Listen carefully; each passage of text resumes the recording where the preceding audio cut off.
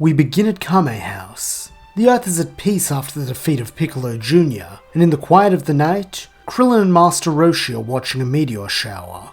It is a simple pleasure, and neither master nor student feel the need to say a word as they enjoy the natural splendor. However, all good things must come to an end, and eventually the silence is broken by Krillin, as with worry in his voice, he warns Roshi of a meteor coming towards the island. The turtle hermit is unconcerned, telling Krillin to just blow it away with a Kamehameha, since at his level of power it shouldn't be an issue. Krillin obeys, and planting his feet, fires the blue beam. For a moment the Kamehameha lights up the sky, but as it fades the meteor is still coming. Panic now definitely in Krillin's voice, he calls on his master to help, and so together they fire off a master-student Kamehameha. This is equally ineffective, and by now the meteor is getting really close. Seeing no alternative, Roshi yells for them to duck and cover, and so at the very last second Krillin dives out of the way, as the impact creates a crater that otherwise would have sent him right back to Otherworld. As the smoke clears, Krillin and Roshi approach the crater, and to their shock find not a meteorite, but a small sledgehammer. Sliding down into the crater, Krillin takes a closer look, and notices ancient-looking runes engraved on the hammer, and then on one side he spots some writing in the universal language. However, as the hammer has planted itself headfirst in the sand, the text is upside down, so he cannot read it. Like any rational being, Krillin's first instinct is to pick it up and turn it right way up so that he may read the writing, though little does he know the significance of such an act.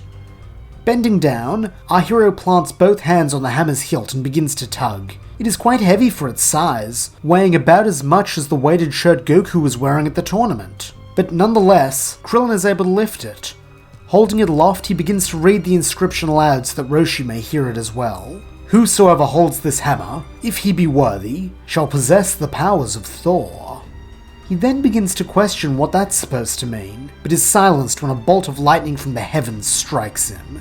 In the flash of light and sound, Roshi yells, believing his protege has been vaporized, but is stunned moments later when Krillin emerges from the crater, not only unharmed, but in a new outfit. His orange turtle school gi has been replaced by an armored chest plate. A winged silver helmet adorns his bald head, and a regal red cape flows out behind him. But even more shocking than this sudden costume change is the look on Krillin's face. He looks powerful, and like he knows it. In a shaky voice, Roshi asks Krillin how he feels, and the monk replies, "Incredible," spinning the hammer in one hand as though it were as light as a feather. As he does so, the hammer begins to lift him off his feet, and Krillin laughs that he's floating like Tien and Goku, while Roshi breathes that really is a strange weapon. But before any more can be said on the matter, the pair are greeted by the voice of Kami in their heads. He tells Krillin that he detected the hammer as it passed his lookout, and was about to ask Goku to go retrieve it for him, but since Krillin has it, he'd like Krillin to bring it up to him for further study.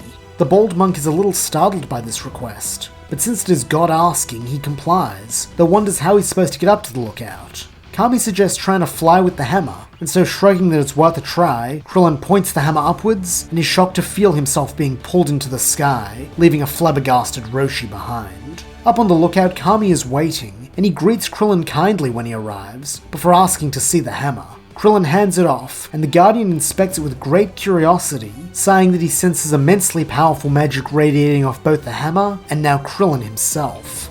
Krillin looks at his hands, asking if he's really magical now, and in a tone heavy with solemnity, Kami says that he is. For that reason, he would like the human to stay here and train with him, so that he can come to get a better understanding of just what powers the strange artifact has imparted.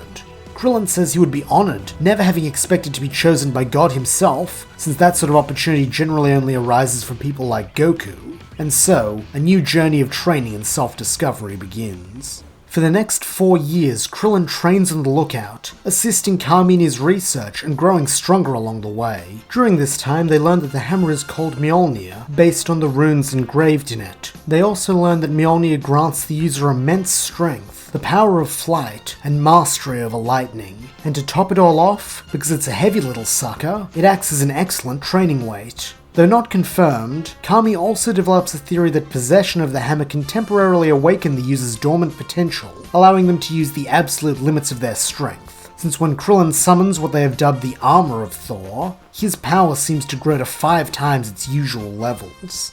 And so the day of the Kame House reunion arrives. Much of the early interactions are the same, with everyone being shocked to see that Goku has a child. However, the biggest surprise comes when Krillin arrives, flying to the island with the aid of his hammer. He is noticeably stronger than when they parted ways, and Goku, who can sense energy, is amazed that as it stands, Krillin is not too far behind him in power. Feeling an explanation is in order, Krillin recounts the story of finding Mjolnir and his time with Kami since then. Goku says that this is great since they can be proper rivals again like when they were kids, and Krillin smiles that he hadn't thought of that, but yeah, they should probably have a quick spar to see how they stack up to each other. Goku chuckles that he's been waiting for Krillin to ask, and so in unison the Turtle School students float up into the air, ready to begin their bout. That is until a certain long-haired Saiyan shows up.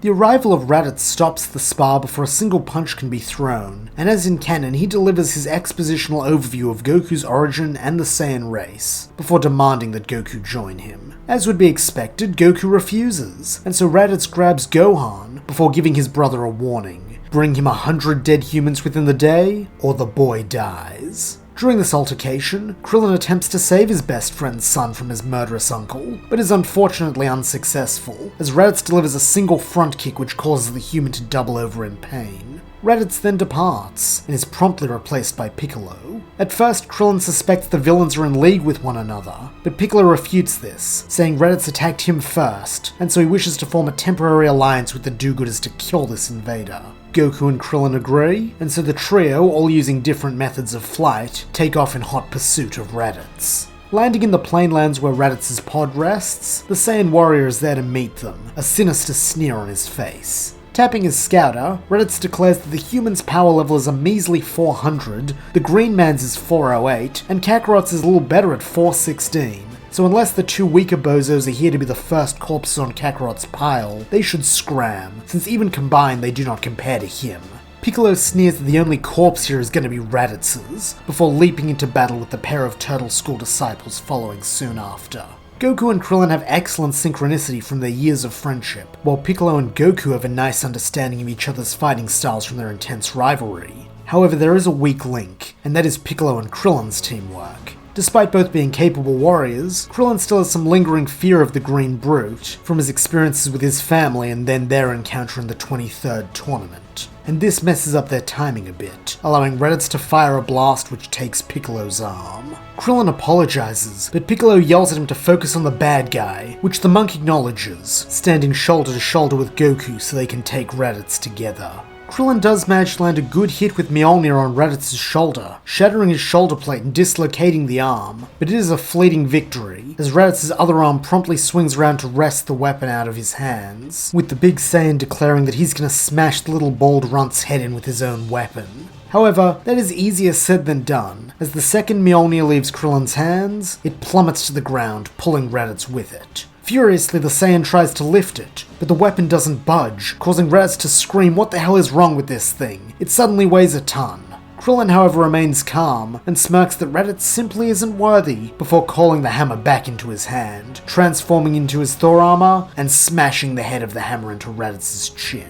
He then falls back so Goku can execute a follow-up attack, but Piccolo calls him over, saying that he thinks he knows how to kill this big oaf, but he needs to be held still since it's an all-or-nothing attack. Krillin nods, and so begins formulating a plan how to use this new property of Mjolnir to their advantage. Thanks to becoming the Mighty Thor, Krillin is at this moment the strongest of the group, and so he takes the lead, and it exhilarates him to be able to fight with Goku as an equal once more. Together, the pair of best friends manage to actually lay some serious smackdown on Raditz, though the longer he fights in this form, the more taxing it becomes for our bald hero, with the question quickly becoming whose strength will give out first, his or Raditz's. Wanting to end things quickly, Krillin fires off a torrent of lightning from the hammer which forces Raditz to his knees, putting him in a perfect position for Goku to finish him off. However, Raditz is a sneaky one, and so he pleads with his brother to spare him, claiming to have seen the errors of his ways. This makes Goku smile, and he offers a hand of friendship, only to receive a Shining Friday to the chest, which shatters all of his ribs in one blow, dropping him to the ground.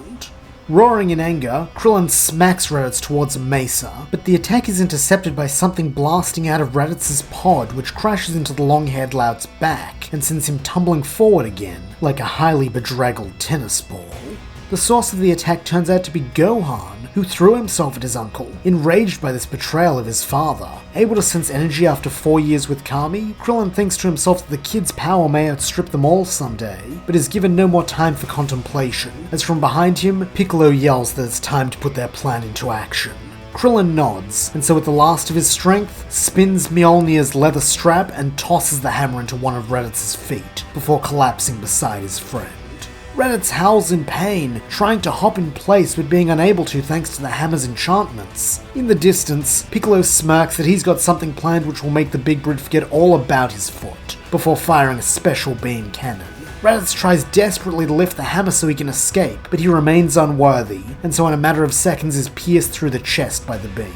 For a moment, Piccolo, as the last man standing, considers killing Goku and Krillin while they're downed, and taking the kid as a tool of world domination, but is stopped when Raditz speaks. With his dying breath, the Saiyan declares that in a year's time, a pair of Saiyans stronger even than him will arrive and massacre them all, as vengeance for killing him. And then, the last light of life leaves his eyes.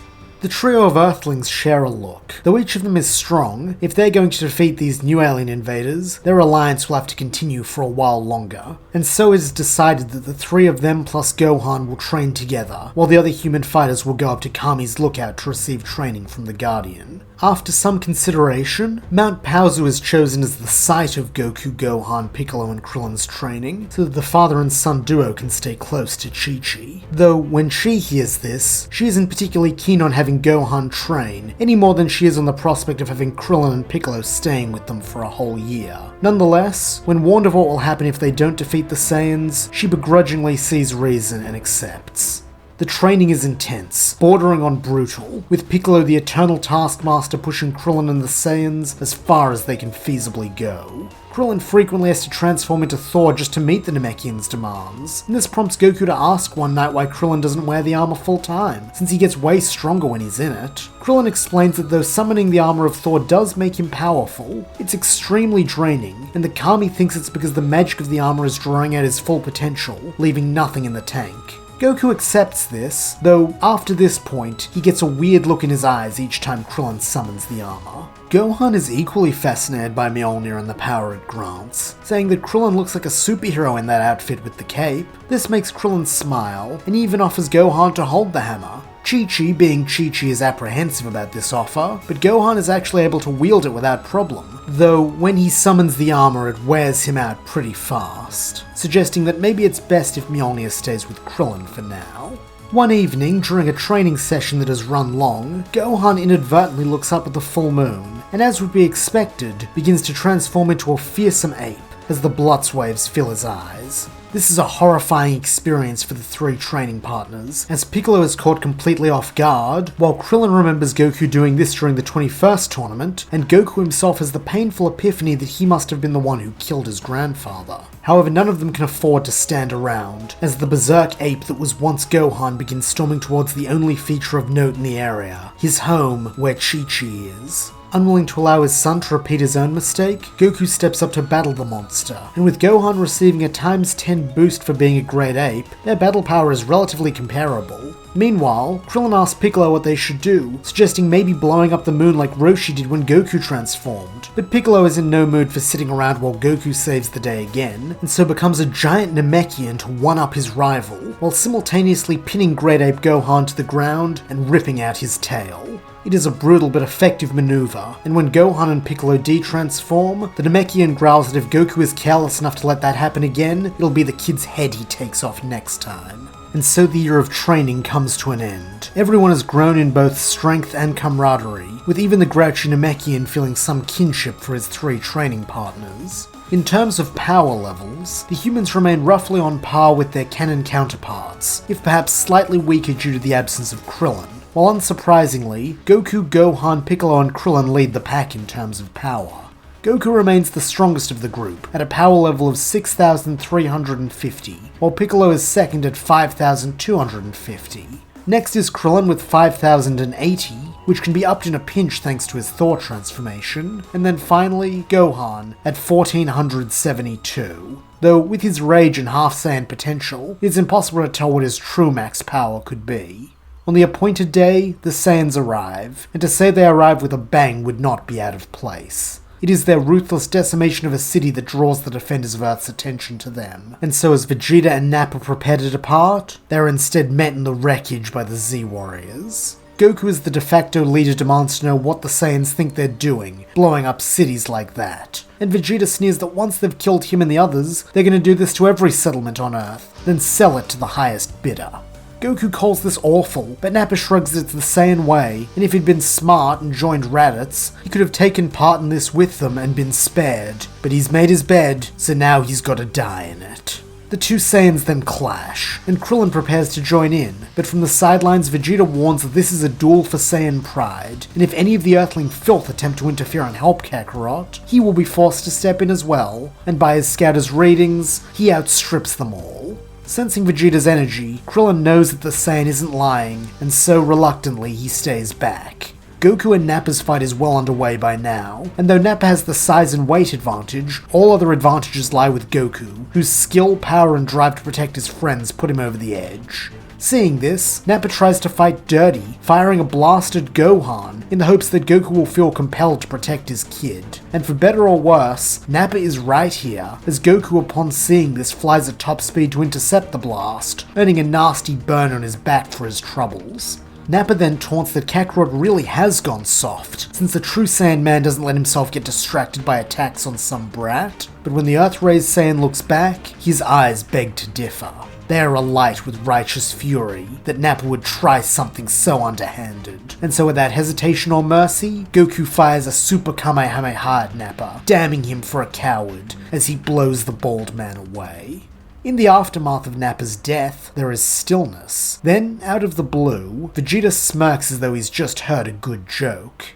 The Earthlings are horrified by this, with Krillin demanding to know how he can be smiling when his friend just died, but Vegeta shrugs that Nappa was weak, and so got what was coming to him. This only confuses the monk more, who asks isn't the whole reason they came here to avenge Raditz? Vegeta's smirk grows wider at this question, and he scoffs that he wouldn't cross a street to avenge Raditz, let alone a galaxy. No, he came for that. The prince then points at Mjolnir, and on instinct Krillin clutches the hammer tighter. Vegeta elaborates that he heard the human rabbiting on through Raditz's scouter about how only the worthy may wield that hammer, so he knew at once that he must possess it, ordering Krillin to hand it over or die. Allowing a smirk of his own to form, Krillin says that sure, Vegeta can have it, and then throws the hammer with all his might at the prince's head. Vegeta puts up a hand to catch it, but this only results in the hammer damaging that arm before smashing into his face and driving him into the dirt. With his uninjured hand, Vegeta then grabs the hilt of Mjolnir and attempts to lift it off his face, but unsurprisingly, he is found to be unworthy, and so the godly weapon stays exactly where it is. That is until Krillin calls it back into his hand, and since the prince is still clutching the hammer when it flies back, he is brought along for the ride. Unfortunately, this also means that Krillin can't get a proper hold on Mjolnir, which he needs to summon the armor, and so the monk calls to his friends for help.